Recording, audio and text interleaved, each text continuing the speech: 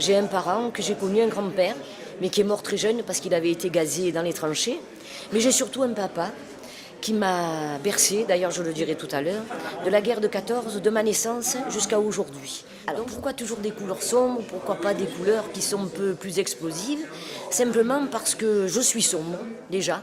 Je suis quelqu'un de sombre, je n'aime pas le vert, donc c'est déjà une bonne raison.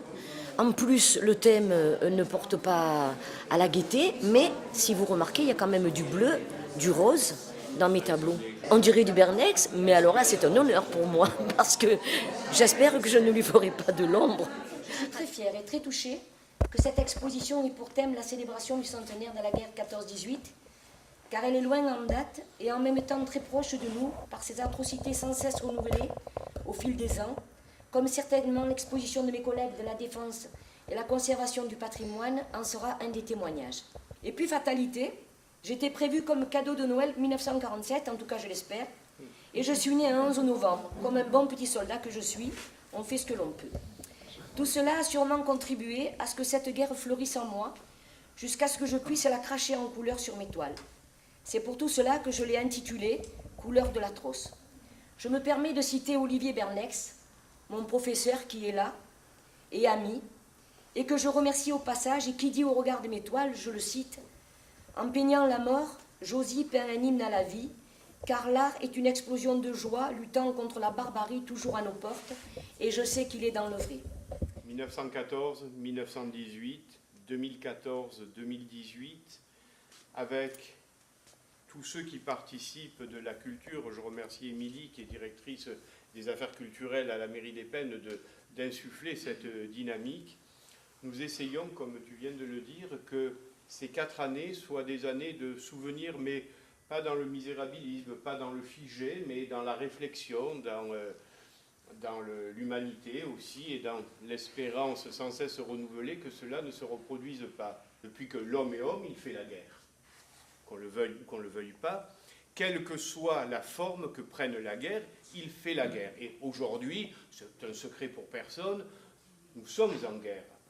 Alors ce n'est plus la guerre des tranchées, mais nous sommes en guerre contre des barbares. Depuis Valmy, ce sont les sociétés entières qui s'engagent dans le processus. On ne retient en général de Clausewitz que la définition de la guerre comme continuation de la politique avec d'autres moyens. En général, c'est la citation qu'on lui attribue, elle est effectivement de lui, mais ça va bien au-delà. Il faut rappeler que Clausewitz a écrit son œuvre dans un contexte historique très particulier. C'est les guerres napoléoniennes, 1806, la bataille d'Iéna, humiliation de la Prusse. Cette humiliation fut profonde. Alors ensuite, on connaît un petit peu l'histoire des guerres napoléoniennes. Il va y avoir, vous savez, à l'école, on apprenait les coalitions. On apprenait les coalitions. Je n'ai pas toutes retenues, mais on sait qu'à un moment donné, après Iéna, la Prusse et la France se sont unies, or je ne sais pas la combienième de coalition c'est, contre la Russie. Clausewitz ne l'a pas supporté. Il allait rejoindre le tsar, puis après il y a eu un retournement, bref, la suite on la connaît, la Moscova et la retraite de Russie. Quand je regarde ces soldats la bouche ouverte à la recherche d'un souffle de vie, j'ai le sentiment d'un cri d'amour qui n'a pas été entendu. Peut-être au fond le résumé de la condition humaine, à l'origine de la violence originelle, et c'est là qu'on peut citer René Girard. Et finalement, seule la raison humaine peut nous sauver. Dans une république idéale, celle de Platon, la sagesse est donnée aux gouvernants, la force aux guerriers, le désir, canalisé par la tempérance, aux artisans et commerçants.